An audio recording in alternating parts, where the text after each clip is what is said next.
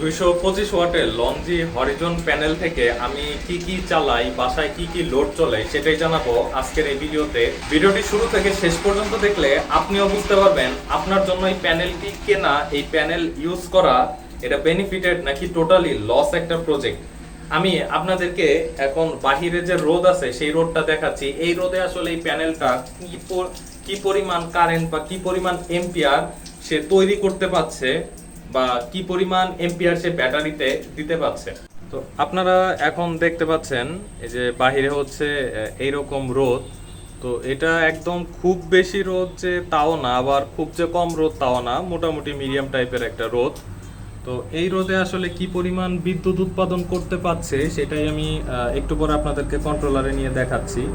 তো এই হচ্ছে বর্তমানে রোদের অবস্থা। যেমন এই হচ্ছে ছায়া এবং এই হচ্ছে রোদ। যাই হোক, এখন আমি আপনাদেরকে এই ফুল দেখাবো যে কি কি লোড আমি বাসায় ইউজ করি।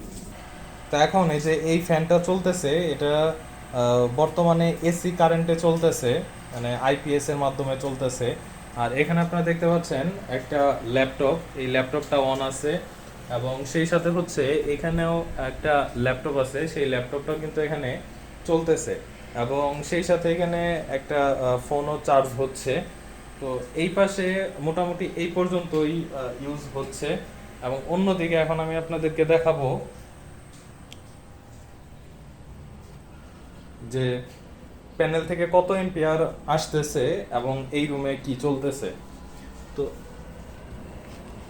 এখন প্যানেল থেকে দেখাচ্ছে এখানে লোড অংশে আমি কোনো কিছু ইউজ করতেছি না। আপনারা দেখতে পাচ্ছেন যে লোডের যে দুইটা হোল বা দুইটা যে স্ক্রু, এখানে কিন্তু কোনো তার লাগানো নেই।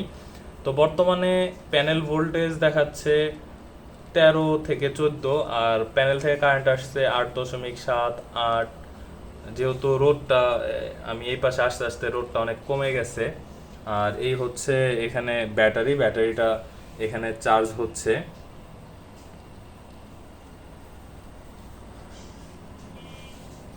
তো আবার দেখাচ্ছে প্যানেল ভোল্টেজ 14.2 এবং এম্পিয়ার 9.5-এ চলে গেছে। তো আমি যদি এটা হিসাব করি অলমোস্ট দেখা যাবে 100 প্লাস মাইনাস। আর আমার যে লোড আছে এই লোডগুলো এখন চলতেছে। আচ্ছা, তো আমি এখানে আরো একটা লাইট জ্বালিয়ে দেই।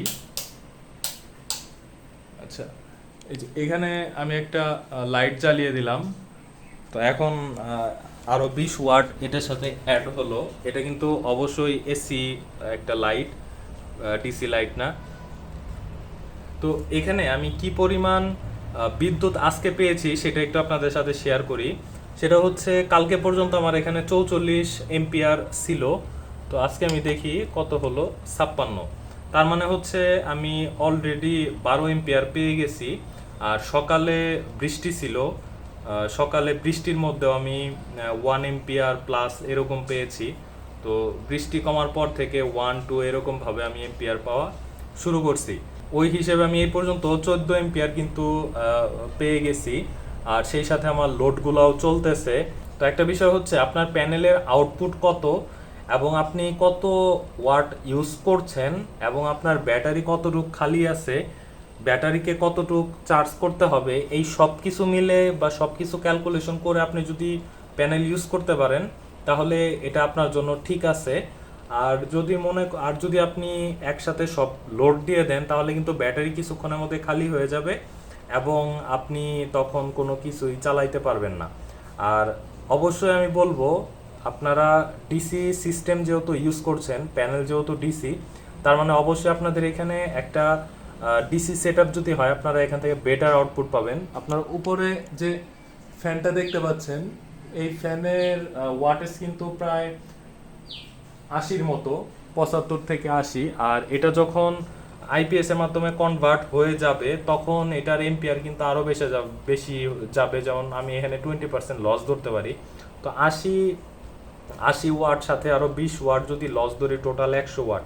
তো 100 ওয়াট দিয়ে আমি এখানে ততক্ষণই চলতে পারবো যতক্ষণ আমার প্যানেল থেকে 100 ওয়াট আসবে, কন্টিনিউয়াসলি 100 ওয়াট আসবে। এখন আমার 225 ওয়াট থেকে সবসময় 100 ওয়াট আসা সম্ভব না। সেই সময় আমার এই ব্যাটারির উপর লোড পড়বে, তখন এই ব্যাটারিটা সাপোর্ট দিবে। তো এরকমভাবে হাই ওয়াট যখন কনজিউম হবে তখন কিন্তু আপনি বেশি একটা সময় এটা থেকে ব্যাকআপ পাবেন না। সেজন্য আপনি চেষ্টা করবেন ডিসি একটা ফ্যান ইউজ করতে, একটা বা দুইটা ডিসি ফ্যান ইউজ করতে, তাহলে আপনি ধরা যায় 24 ঘন্টায় আপনি বিদ্যুৎ ছাড়া চলতে পারবেন।